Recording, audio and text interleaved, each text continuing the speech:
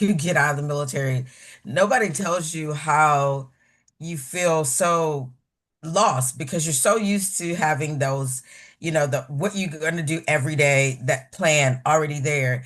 And then you get out and it's like, okay, so what do I do?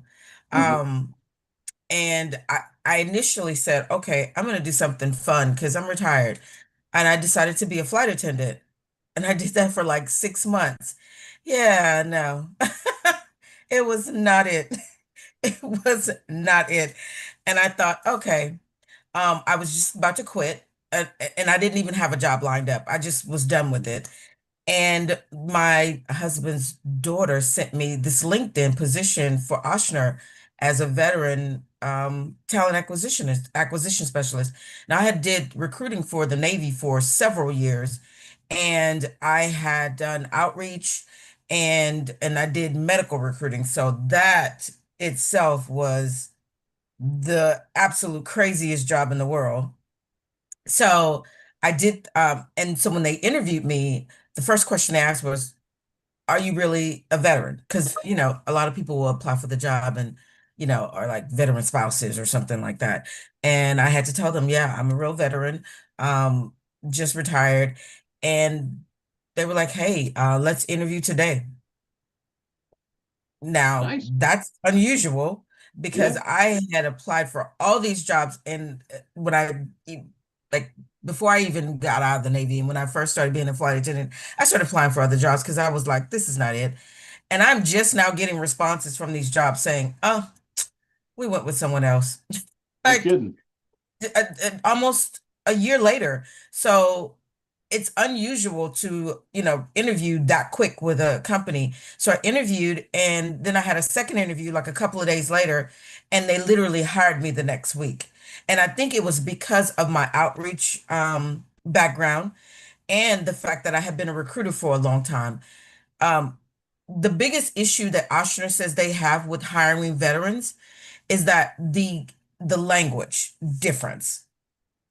So my job essentially is to teach veterans who are transitioning from the military how to interview. And you would think that, okay, that doesn't make sense, but it actually does because if you think about how we present our information, you've been spent all this time in the military, whether it's 4, 8, 10, 20 years in the military. So you've created this, the military creates a certain language, right? Oh, yeah. We talk about what we do in our language. And it makes sense for us military people. But when you're talking to a civilian person who's never been in the military, you're trying to convey to them what you've done in the military and make it make sense for them as a civilian. It's hard because you don't know how to transition that language. So what I essentially do is I teach you how to create your military background and make it make sense for civilians. And it sounds like easy work, but it really isn't because you don't know how to create the conversation of, okay, I did this in the Navy. Okay, how do I make that sound like something that I can do as a civilian? So what I tell people is, I know we hate Chat GPT. I know we hate it. Everybody hates AI and it's the devil. It is, but it is the good side of the devil. It could be. So what I always tell people, take what you did in the military and plug it into Chat GPT and tell it to make it sound like a civilian job. And it will do it. So when you have a conversation with when you're interviewing, so when I interviewed, I had my phone on the screen because it was a Zoom interview, and I had my phone on the screen and I had Chat GPT up, and it was just kind of scrolling, and I was using the information that I was getting from Chat GPT to interview and make me sound like a civilian because I hadn't been a civilian. I had only been a civilian 6 months, so my language was still the same. So I had just had ChatGPT up, and I was just whatever my ChatGPT said, I said that to So how convert did you what I did. Go how did ahead. you set it up? How did you set it up live? I mean, were you typing away like a madwoman, or did you have it listening and responding with your I resume in had the back? typed it all in. I had typed it all in. So when they would ask me a question about something I did, I would just scroll to that part and I would just say that part. You know what I That's mean? pretty, yeah. Yeah. Believe me, it's the smart way to interview because I they'll send they send people over to me because they'll interview this person that's transitioning out of the military and they'll say, "Hey, Latonya, we just interviewed with this person. Can you talk to them?" And I know what that means. That means that nothing that they said they understood and they're like, they're not gonna hire him. So I get them and I say, "Hey, here's what you do." And then they'll try, and most of the time they'll say, "Okay, we'll give them a second chance." And they go back and they do a better job on the interview. But most of the time they'll just go, "Oh, okay. Uh-huh. Oh, thank you." And then you're not hired. And you think, "Oh my God, I must have had a terrible interview." It's not that you had a terrible interview. They just didn't know what you were talking about. And they're not going to take the time to tell you that. No, they're terrified to say I don't know something too, because there's a little bit of pride Yeah. involved. Oh, absolutely. And these are civilians. They do talent acquisition and they know people are looking for jobs. So if they don't understand you, they don't have the time to, and they're not going to say it because they don't care enough, really. Yeah. And they don't want to seem like they don't know what you're talking about. So they're just going to go, "Oh, okay, great. Well, you'll hear from us soon." And then you get that email that says, "We went with someone else." A year later. A year later. I'm serious. I am getting these emails from there's several companies that I actually applied for that I know that I was good, I had the position. I still haven't heard from them. And I'm sure in probably about another 5 to 6 months, I'll get an email saying, "Oh, we went with someone else." That just Like, drives me nuts because that falls on the recruiter because most of the ATSs they have a little button you click it. Hey, we're sorry. It automatically sends it, and it's not difficult. So it's probably their manager getting them. Hey, clean up your ATS. There's a lot yep, of garbage in there yep, instead of staying yep, on but top of it. exactly. And it's I being a part of Ochsner, they've already hired 250 veterans this year. That's crazy. That's awesome. Yeah, Yeah, 250 we don't already. talk about that. Yeah, and they've hired 55 veteran nurses this year. That's good stuff. And Hey, so, they're can go you tell for us it. a little bit about your transition? How'd you plan for it? How'd you end up going for flight attendant? I mean, what were your do's, your don'ts, your difficulties, your wins, your losses? Can you tell us something about that? Absolutely. I think the biggest thing that I learned was I should have been applying before I retired. Hmm. I should have been like 6 months before I retired from the military. I should have been applying to jobs. And I think we don't think to do that because we think, "Oh, um, they're going to be wanting to interview me right immediately, so we don't apply." That's not the case. They're slow. I don't know why it's so slow, but they're really, really slow. So one of the things that I wish I would have done was applied sooner than later. My transition. So I retired and I was like, I'm not ready to sit down. So let's do something fun. So I had always wanted to be a flight attendant, and I thought this will be the best job ever. Oh God, it's just gonna be so great. I'm gonna be so awesome. Um, so I applied and got the letter saying, "Hey, you've been selected." Because first of all, being a flight attendant is the hardest job to get in the world. Just so y'all know. Really? Oh my God. You would think it's easy. It's the hardest job in the world to get. And I was shocked that I even got it. Um, I went to the interview and I wore this beautiful blue suit. I'm the only person in there with a blue suit on. Everybody else is in black. And I'm like, "Oh God, this probably is not good." But you know what? I think that's what made me get the job because I stood out in a room full of everybody in black suits. Little color. I was the only person hired at that event. Hey, So stood out. I, yeah. And so I went to flight attendant school, which was 35 days in Salt Lake City. and cold as crap, but I got through it. And it was hard. The first day you get there, you take a test. People got sent home first day. Whew. Yeah. And so you can only fail, you can only get three occurrences. And that means fail a test, get hit for like clothing, or fail an event. Like you have to jump out of the plane, and I'm freaking me out. And you could fail that. And that would be three occurrences and you get sent home. A girl got sent home a day before we graduated. Yeah. Imagine that. You go 34 days and then you get sent home. You get through that, you graduate, and now you're a flight attendant. I was flying five, so that you get like these events. You go like 5 days, you have a travel. I was flying, like I would have 7 flights in one day. And I have 5 days of this. So when you see a flight attendant, just know that these girls are working their behinds off. It was intense, it was crazy, and I was like, I'm retired. I shouldn't be working this hard. I was literally exhausted because I would fly for 5 days and I would fly like 4 or 5 times, 6, 7 times a day for 5 days. And then I may have 2 days off. And then I'm back at it again. Another 4 days flying 5 times a day for 4 days. And I thought, no, this is not it. This is not what I thought it was going to be.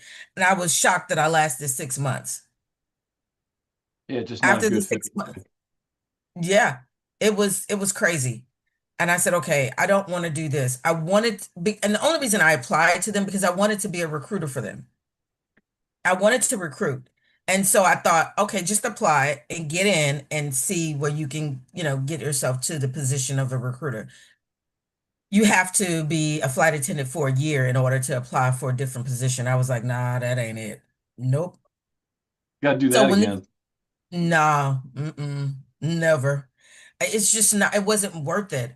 But transitioning from military to civilian, I think I got lucky.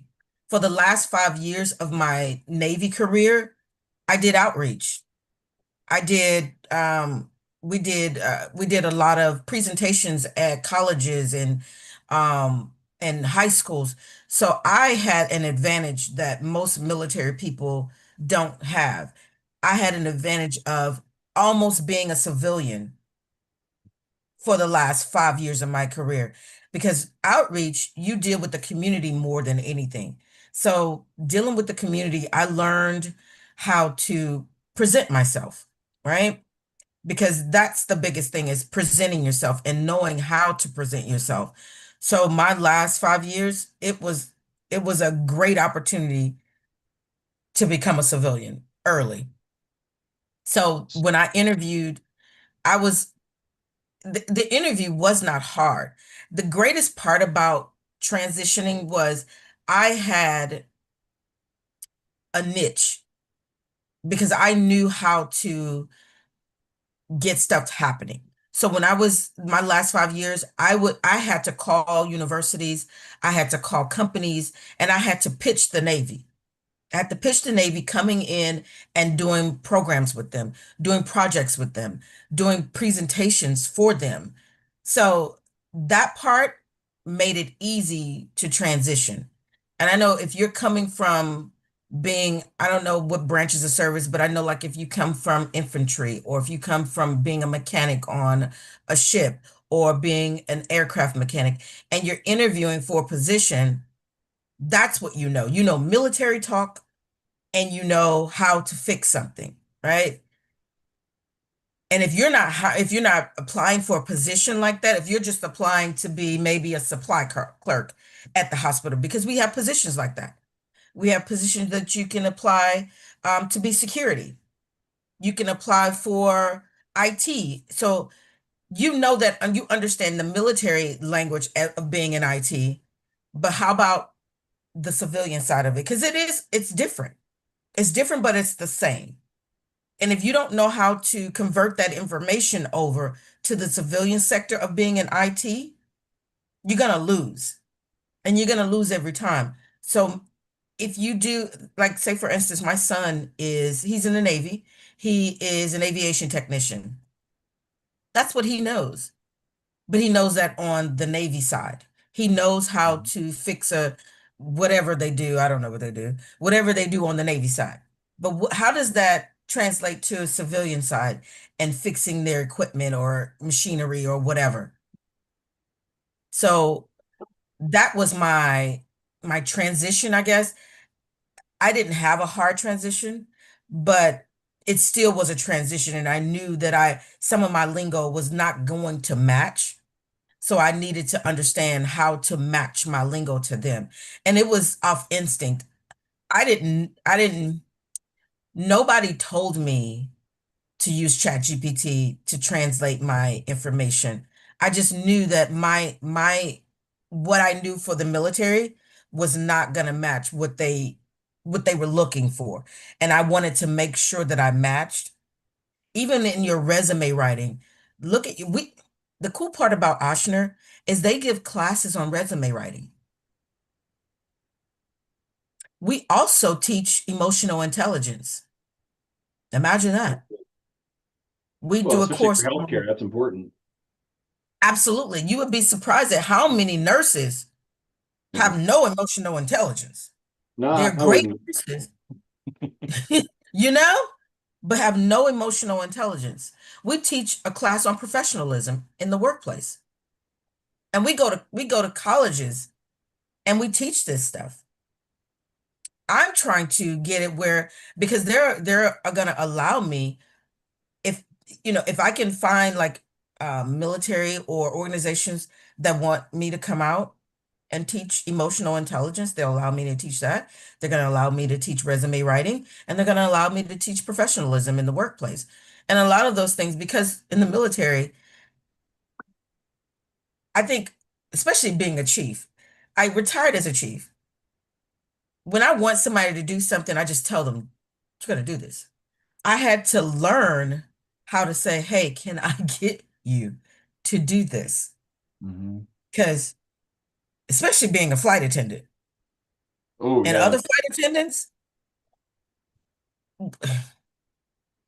you're going to learn that civilians work differently. yeah. There's a How lot of we, reading between the lines.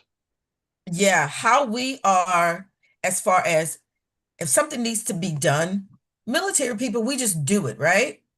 Because it needs to be done. And Mhm. we know somebody's going to make us do it anyway. Or we're going to be told to do it by your chief or whomever your supervisor is. You do it. In the civilian sector, it doesn't work that way. So you have to understand your language too, because that's why a lot of military people lose their jobs fairly quickly because of how we are taught to do business. And how we are taught to do business in the military does not go for civilian life at all. You have to check your language, check your tone,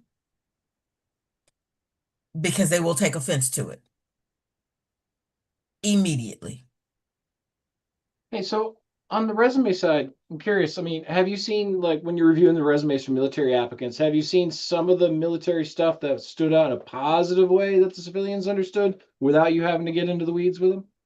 Like sometimes, Yeah, like, yeah, definitely carry that.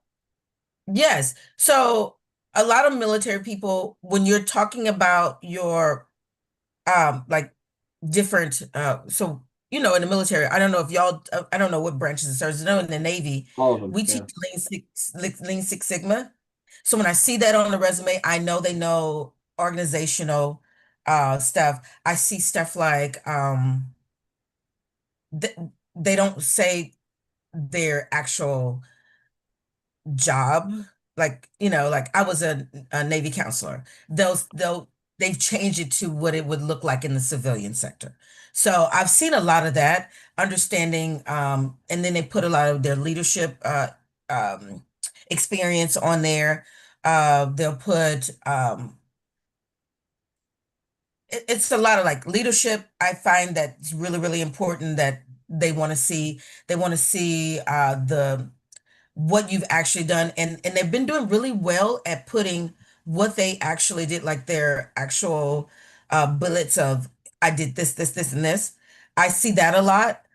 But the unfortunate part is when they talk, someone's helped them write a civilian resume, but nobody's helped them translate it to civilian conversation. So on the interview side, have you seen something where, you've seen the military folks come in on the interview and you said, "Yeah, that is awesome." And then, the flip side of that coin, like, "Ooh," that kind of a thing. Yeah. Because Yeah. they're using their military language and they use acronyms a lot. And I have to say to them, okay, they're not going to know what that acronym is. Please explain that. Please explain what that acronym is. Please do not use acronyms at all. At all. Don't use them. They don't know what they are. Mhm. It's it it's like a, oh, okay, you know? Oh, that's great. Yeah, yeah, yeah. Mhm. Cool. And then and then they'll come to me and go, okay, so what was that? And half the time I don't even know what it is. First of all, I tell people I spent all that time in the military to be a civilian. Because a lot of the stuff I don't even know. It's a wonder I even made it through. I think God was just like, just guide her. Just Get her to the guide- end. get her to the end. Just, because it's a lot of it. I have no idea. But I sit there and I listen and then I'll get a session with them and I'll go, hey, I'm gonna see if I can get you another chance at the interview. And here's what I need you not to do. No acronyms. Make sure tone is everything. Understanding that you are not talking to a military person and you're talking to a civilian. Some of the stuff these civilians say, I just go, what? I could never say that. You could never say that to someone, and they don't mind saying it, and are just like, okay, I said it. Hmm. Can you give me like an And example? Just so you know how like in the military, you could never say something to your boss that's like tonish, right? Oh yeah, yeah, you Um, hear about it. yeah, they do it all the time. Yeah, yeah, they do it all the time. They do. And they and then but then but our tones, military tones are a whole lot different. Mhm. Ours are a little rougher. Even though I've sat and I've been in meetings and I've listened to little tones, and they're cute. They're cute little tones. But our tones are totally different. Yeah.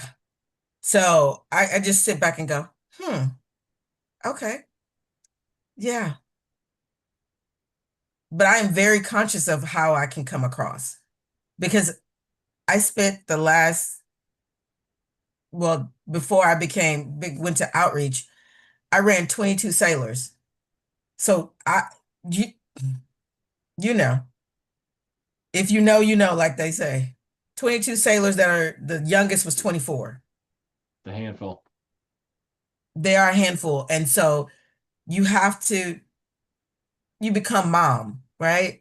So I used to tell, because when we would run the chief season, I would tell the new chiefs, if you don't want to be mom or dad, leave, because that's what you become. If you don't want that job, leave, because you absolutely become mom and dad, and it becomes the challenge of raising grown-ups. You raise grown-ups. So Your way of putting it. I just want y'all to know that the challenge of becoming a civilian and going into the workforce is there. It is real, and you have to make sure that what you do and how you do it, it always goes to the civilian side. Just make sure that what you're always think, what would a civilian say? How would a civilian say it? Because if you're no longer in the military, you're no longer doing military stuff. So you have to always remember. I'm trying to become a civilian. I'm actually going to Jacksonville next week to a tri-base career expo in Jacksonville where there are going to be a whole bunch of military people transitioning and veterans that are going to be coming looking for jobs. Yeah, there's And a couple naval hopefully, stations there too. yeah, and hopefully it's going to be a huge event. It's supposed to be over 500 um, people there looking for employment. Work on using ChatGPT. Use that and make sure if you have not gotten out yet and you have a little bit of time, you have 6 months, a year, start applying now. Go to Fleet and Family Services. I don't know what the other branches call it, but I know in the Navy they call it Fleet and Family Services.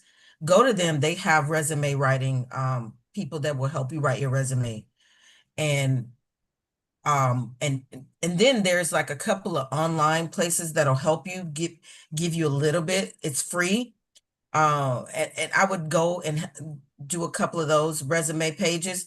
They'll they'll give you free up until a certain point. I know this one guy, I think he's on LinkedIn.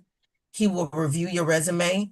Now, if he tells you it's good, but there's like a couple of things, that means it's good. He wants you to pay him to look at a few things, and you don't have to.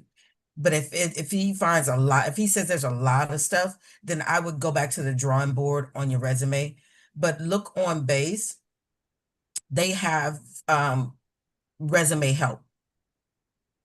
Fleet and Yeah, Family so Services, go for it. yeah, so when you're doing those career events, like say 500 people come out of Jacksonville, how do the what makes somebody stand out when you meet them at the table? They come up and you go, "Hey, this person's gonna kill it. They get it." What are the things that they've already done where they've gotten on your radar and they've gotten into your head where now it's not them chasing you. You're like, I'm gonna chase them.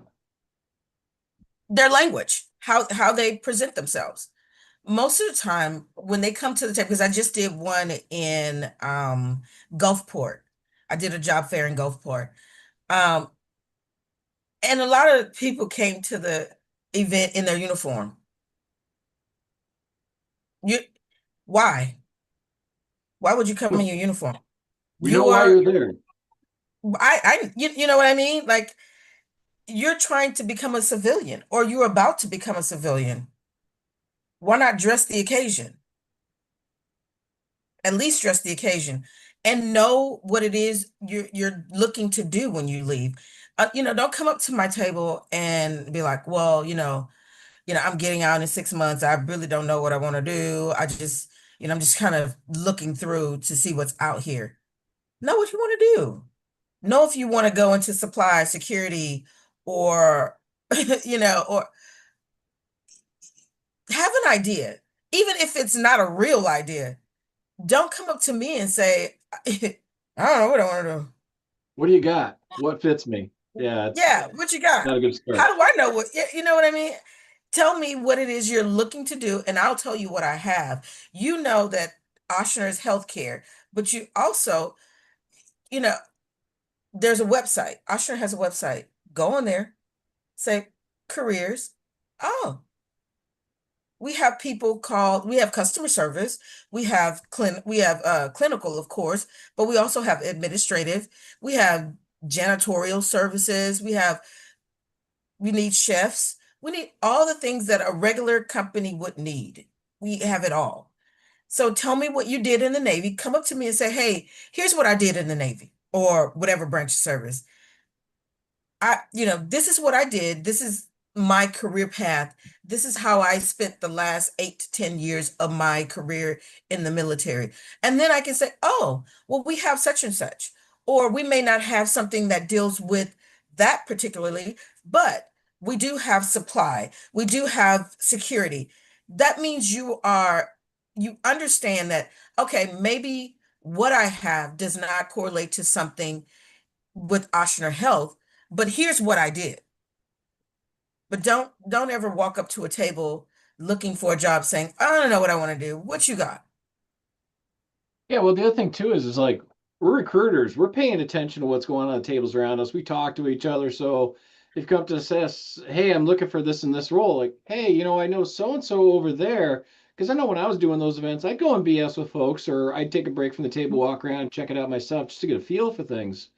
And not everybody's Absolutely. going to do that, but if you go in there know what you want to do, and your vernacular is correct, and you've dressed appropriately, you're not just, hey, I just got out from underneath a jet covered in hide with my uniform on. You're going to make a better impression. And because I know, like, the people that came up to me, I'd work harder for them if they came up just like you described, know what they wanted to do, had it together, and weren't just guessing. It's just a natural human reaction, because, hey, if you care about yourself, I'm going to care too. Absolutely. And I was listening, I would be listening to hear what they were saying to other booths. And then when they would come over to me, I'd be like, out this one chief, she was at another booth and she was talking about um she worked in supply or IT or something like that. I can't remember. But when she came over, I had already knew what she was interested in. I was like, so you do know that the hospital has IT, right? And she was like, I knew that. I'm like, because she was talking to the police force, and they were talking about IT stuff and her, but they wanted her as a police officer, And I was like, Mhm. if that's not something you want to do, we still have, we have the IT department of the hospital, and it's in your area because she was in the Gulfport area and Ochsner is everywhere. So Yeah. I was able to hear her and say, hey, here's what we have, and here's how our because Ochsner is the best hospital in Louisiana for the last 14 years. They've been named the best hospital. Also, they're the number one business to work for the fourth year, I think, or the eighth year, the number one place to work for. Yeah. So, That and, makes it and, more competitive too. oh my gosh. And me just starting to work here, and I understand why they are. They have so many things for employees that it's crazy. It's a this I'm coming out of the military and coming to this company. Yeah, Good fit. I'm my job is a contract, so I'm under a contract, and it is a government Okay. contract. So, and it's a 6-month contract. So at the end of the 6 months, I could not have a job, or at the end of the 6 months, they could renew the contract. And it just depends on the government, whether the government is going to renew it or not. And they can either renew it, or what Oshner is doing is they're training me to do something else so that if my contract ends, they can essentially keep me on to do this other job. Yeah, I was in that And kind of position too, where it's like, hey, I gotta earn my keep every 6 months to get re-signed. I totally yeah, get. So, like, what type of roles do you hire at Ochsner? so we hire lab techs, we hire clinical, of course. We hire imaging, radiology. We're looking for RNs. We're also looking for LPNs. They hire customer service. We have these thing called patient navigators, where you're essentially helping patients when they call in. You help them get where they need to, who they need to talk to. We call them patient navigators. We hire janitorial service. We hire people who work in the phone systems. We hire IT. We hire security. There is so much. And when you're prior military, um, and you want to get into the security, you don't even have to have been into security to be Yeah, able they to just do see it. that military framework and go, Yeah, that's something we can work with. yeah, Just like police forces all across the country. Oh, you're prior military, and yeah. hey, your Yeah. security or shore patrol or something like that comes second, because they see that. Because I've even seen fire departments. Like, I enlisted a guy because he said, I went to the local fire department, everything I needed, but, oh, you're not a veteran? Go become a veteran. We'll hire you. We're not even going to talk to you. It was that Wow. he was that Yeah, the chief was that blunt. It's like, well, hey, here's the pen, man. It's like, the chief did the work for me. Thanks. Yeah, that's so crazy. I'm telling you, Mhm. it's interesting being on this side. Like I think I'm the only one in the recruiting realm of Oshner that I do everything. So I source, and then I actually interview and hire. Well, I don't hire, my boss hires, but Yeah. I do the whole gamut. Normally they have a sourcer that sources that finds the app, and then they send them over to the recruiter. Yeah, I I'm both. I had to do the whole thing too because Yeah. like we have a sourcing department. Good luck getting them to do anything. Because yeah, it didn't help me, so I had to go dig, and it can be challenging. So I mean, do you see particular roles where you say, "Oh, military person, this is a shoe in," not even a question. I'm guessing Um, security is one of them, but what do you think another might be, just based on that background? if they are a registered nurse, if Oh they yeah, are a that's registered huge. nurse from the military, as long as they don't have anything against their license, I don't see it being because they've hired 55 registered nurses this year, military, and they want them Hmm. because Yeah, they know that's that if you were a nurse in the military, you are badass. They know it. yeah, you can handle it. Yeah, you can handle the crazy. Yeah, because they do. Yeah, I've had friends who are RNs and handling the crazy. That is like 60% of the job description right there. Well, Because you get absolutely. people on their worst days too. Yeah, you get to see people on their worst days, and that's why we're teaching a course, emotional intelligence, because you That's do good. get to see people on their worst day, and you got to know how to handle that because that's hard. So how's Ochsner support vets once they're in? I imagine you got to have some ERGs or stuff like that. They, like right now, we're going to be walking in the Veterans Parade coming up. Uh, they, it's so crazy. They have all these different programs. We have, as you can see on my screen, Vet Force One. That's an actual organization inside of Ochsner, where all of us veterans we get together and we have meetings. We have different events. They do. So Ochsner has this program where you can. It's a health program where you can make up to $500 a year just doing stuff like you if you drink water, you log that you drank water that day and you do it for like 6 months or something, they send you a gift card. For a necessity. Okay, thanks. I'll take Right. that. Like, and they have like the mental health part. You can see mental health for free as a vet. That's huge. Yeah, yeah, yeah. They want to help. Anything you can ask for as a vet when you come in, they want to make sure you get it. If you need some help, especially, the mental health part is important, especially to them. They want to help. They want to make sure you get all the resources that you need, and they do it. That's I've awesome. So just been I'm new, and I went to the first vet force meeting, and it was just overwhelming the amount of stuff that they were just like, we do this, and we got this, and I'm like, okay. It's I'm in. like, You got me. Hey, yeah, so I'm so. so this is my last question, unless anybody else has questions, and throw the hand up and ask. But I mean, what advice would you give to somebody like these folks 3 months out? What secret sauce do you wish somebody whispered in your ear, say 3 months before you ended up pulling the uniform off and having to go do it in the civilian world? Start applying now. Nobody told me that. Start applying now. Take your resume, put it in Chat GPT. Put your resume in Chat GPT. Then take what I know we have those books that have what we did as a military person. It has a whole breakdown of what you did. Take all of that and throw it in Chat GPT and tell it to make it a civilian conversation. And then take notes from it so that and then practice speaking it so that when you get into an interview, you don't convert back to your military language. Practice what you wrote down, and it's always good to write stuff down because when you write it down, your head hears it because you're writing it with a pen.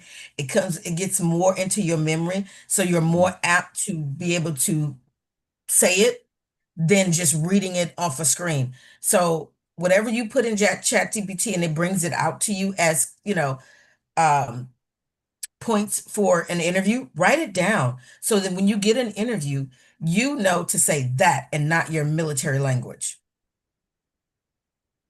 Yeah, and makes dress sense. the part. Yeah. Dress the part. Find that nice blue suit in the land of all the black suits. Yes. And it was electric blue too, y'all. It was crazy. No missing you. Who's that? Hey, Daniel's got a question. Go ahead, Dan. Hi, good morning. How are you? Good, how are you? I'm doing really good. I just want to just thank you for your mentorship this morning. Um, Everything you say, I really feel like I truly align with, you know. And I'm just going to circle back to just something that you said earlier. Being at, you know, a job fair and seeing folks show up in military uniform. So in your head, is that just something where you automatically pick up like, hey, they just don't get it, so they're not a fit for this, or is that something that you're still in the work, like still willing to work through with the conversation? I will tell Yeah. you, me personally, sometimes I'm like, nope, you know, that might not be the person because Well, of what I already saw without even saying a word. So I'm interested to see your thoughts on that. I just think when you show up in a uniform, you're not ready. You haven't, nobody's told you yet. Nobody's told you that you're about to be a civilian soon and you're not ready. Just it only takes what, 10 even if you just throw on a polo shirt and a pair of khakis, it's better than just coming because we're looking for people that are ready to work now, right? That's what Right. job fairs are. And you walk Absolutely. in with your uniform. That to me, my first question to them was, how much more time do you have? Hmm. How much more time do you have? Because you obviously have a lot of more time because you showed up in uniform and Absolutely. you're just probably browsing. In my mind, you're just browsing. You're not actually looking for a job. You're browsing because you're in uniform. That means you got way more time. And I'm not, I'm looking for someone who's ready to work because hopefully I don't want someone waiting 6 months to hear from me. I want, if you're ready, let's you send me your resume. Let's get the process started. But if you're in Absolutely. uniform, that means, you're not ready. And what I'm hearing is like it's like the intangible things, right? So it's those things that come with the years of experience, whether that be 4, 5, 6, 10, or 20. And honestly, that's at a personal level. I'll probably connect that to maturity, right? Hey, what are you really looking for? So I think a lot of those things that if we're not careful on both ends, you know, we're not aware of, you know, because and on our end would be like, hey, this person show up in uniform, got it, right? But they might not be ready. They don't have those intangible things I'm looking for, right? But on the other end, it's like, hey, please know this, you know what you're walking into. And I think that's the bigger message for the group. Like, hey, just go ready. A lot of people finish as chiefs and they hire people, so you know what you're looking for. You know, Yeah. and we can't forget that in the military. We just have to translate that into the walk and the stage that we're at now. So thank you so much. I sent you a LinkedIn request. Yeah, I'm soaking everything up, and I love the real talk. So appreciate it. Thank you. Somebody said, I think that is a identity crisis. You may be right because I can honestly say when I took my uniform off, I missed it. I Hmm. absolutely missed wearing that uniform. And a part of me still does. But also you have to understand it's gonna happen. That transition is gonna happen whether you like it or not. So embrace it. Embrace the transition, mourn it on your own, because I mourned my uniform on my own, but I understood that I was transitioning and it was gonna happen no matter what. That transition was gonna happen. So I made sure that I was ready for it. And I looked ready. you know so yeah, I can see that. I can see because you've worn that uniform for In your me a life. lot of years, but you've worn it for several years of your life, and now you have to pull it off. And I know it's hard to just yank something off when you're so used to it, and we're such creatures of habit. But also know that it's going to happen regardless whether you like it or not. So just embrace it and mourn it on your own. If you got to lay it in the bed with you and go to sleep with next to it, do that on your own.